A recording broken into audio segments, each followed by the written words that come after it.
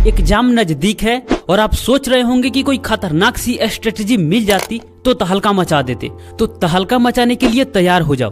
देखो, अपने आप को प्रूफ करने का यही समय है, यही मौका है, और खासकर बोर्ड एग्जाम वाले। देखो, लास्ट समय की पढ़ाई व्यर्थ नहीं जाता, और लास्ट समय की पढ़ाई ही एग्जाम में सबसे ज्यादा आउटपुट देता है, क्योंकि ये तुरंत की पढ़ाई होती है और इसमें से आप ज्यादा भूलते नहीं हो। आपको ना ही खुद पर ज्यादा प्रेशर डालना है और ना ही खुद को ढीला छोड़ना है। प्रेशर डालोगे तो सोचने में, टेंशन में समय निकल जाएगा, और डीला छोड़ोगे तो व्यर्थ की टाइम पास करने में समय निकल जाएगा।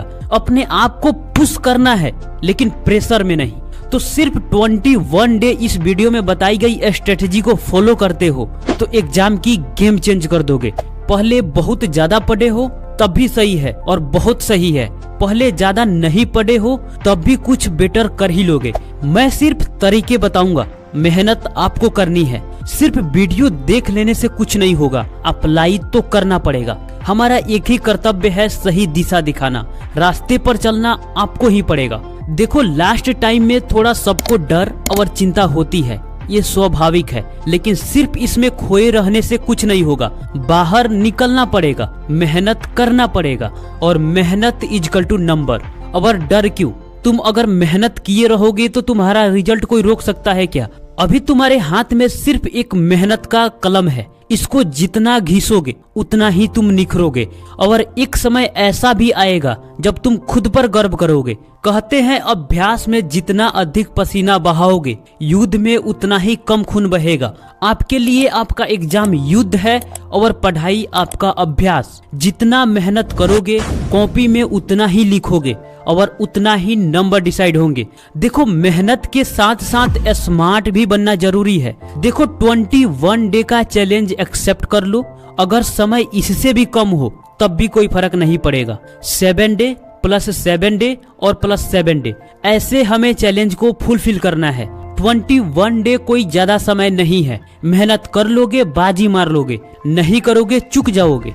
जब एग्जाम खत्म हो जाएगा तो इस समय में जितना भी एंजॉय में कटौती किए रहोगे, उतना एग्जाम के बाद ऐड कर लेना और खुलकर एंजॉय करना। कोई रोकने टोकने नहीं आएगा। समय जाते देर नहीं लगेगी, इसे जाना ही है। यूटिलाइज कर लोगे, खुश रहोगे। नहीं करोगे, दुख तो जरूर होगा।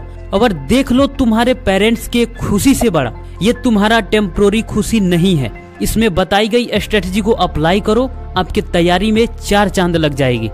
Number 1, make a list of what to read. एक लिस्ट बनाओ कि क्या क्या पढ़ना है। 2 महीने पहले जैसे पढ़ाई करते थे उसे भूल जाओ। अब वैसे काम नहीं चलेगा तो करना क्या है? क्या आपका पूरा सिलेबस कंप्लीट हो गया है? शायद नहीं। तो मैथ में कितना चैप्टर बाकी है? साइंस में कितना चैप्टर बाकी है? सोशल साइंस में कितना चैप्टर बाकी है? कितने सब्जेक्ट हैं आपके पास और उसमें कितने चैप्टर्स बाकी हैं? क्या पता है आपको? अगर हाँ तो पेपर पर लिखो। देखो, क्योंकि समय निश्चित है, उसके बाद कोई समय नहीं है, तो पढ़ाई भी कैलकुलेटेड होनी चाहिए। अब क्या ऐसा करने का समय है कि एक दिन 3 सब्जेक्ट पढ़ लिए, दूसरे दिन गायब हो गए, तीसरे दिन 5 सब्जेक्ट पढ़ लिए और चौथे दिन 1 पढ़े? ये तरीका नहीं चलेगा। अपने बनाए हुए टारगेट को डेली फोड़ना है, कंसिस्टेंटली, जब तक कि एग्जाम खत्म ना हो जाए। देखो, सबसे पहले आप अपनी करंट सिचुएशन जान लो कि आप अभी किस लेवल पर एग्जिस्ट कर रहे हो, तभी जाकर के आप एक स्ट्रॉन्ग प्लानिंग बना पाओगे। ये टाइप स्टूडेंट लगभग सभी चैप्टर फिनिश, मुश्किल से लास्ट के 1-2 चैप्टर बचे होंगे, प्लस सैंपल पेपर की तैयारी कर रहे होंगे, प्लस रिवीजन मोड में होंगे। ये टॉपर्स लेवल की स्टूडेंट हैं जो कि ये प्लस 95% फोड़ने वाले होंगे। इन्हें कोई रोक नहीं सकता, पर सिर्फ इतना ही से काम नहीं चलता। अंडरस्टैंडिंग भी जरूरी है, समझ भी जरूरी है। मैंने कई स्टूडेंट को ये देखा है कि चैप्टर्स भी कंप्लीट, रिवीजन भी कंप्लीट, लेकिन अंडरस्टैंडिंग उतनी अच्छी नहीं है, लेकिन फिर भी सही है। बी टाइप स्टूडेंट, सभी सब्जेक्ट से लास्ट के 3 से 4 चैप्टर बाकी होंगे, प्लस थोड़ी बहुत रिवीजन चल रही होगी, सैंपल पेपर की प्रिपरेशन शायद कर रहे होंगे। ये फर्स्ट कैटेगरी के स्टूडेंट हैं, 60+, 70+, 80+। अगर ज्यादा मेहनत करोगे तो 90+ तक जा सकते हो। सी टाइप स्टूडेंट, इनकी सिलेबस 50%, 60% या ज्यादा से ज्यादा 70% तक कंप्लीट हुआ होगा, यानी आधा से थोड़ा ज्यादा। ये 50%, 60%, अगर ज्यादा से ज्यादा मेहनत करते हैं तो 70% स्कोर कर सकते हैं। डी टाइप स्टूडेंट ये पास करने वाले और फेल करने वाले स्टूडेंट में से हैं, जो 1 से 2 महीने पहले से पढ़ाई स्टार्ट किए होंगे। अब आप सोच रहे होंगे कि ये डीमोटिवेट करना हो गया। बिल्कुल नहीं। जब तक अपनी करंट सिचुएशन मालूम नहीं चलेगी तब तक हम सही से मेहनत नहीं कर पाएंगे। पीछे आग नहीं लगाना, सीने में आग लगाना है। इसमें जो स्मार्ट होगा वो 60+ ला सकता है, और वही स्मार्ट बनना इस वीडियो में बता रहा हूँ। जो कुछ नहीं करने वाला होगा वो भी कुछ कर लेगा, और जो कुछ करने वाला होगा वो बहुत कुछ करेगा। अब आपका सिचुएशन पता चल गया होगा। अब आपको डिसाइड करना है कि आपको किस लेवल का मेहनत करना है।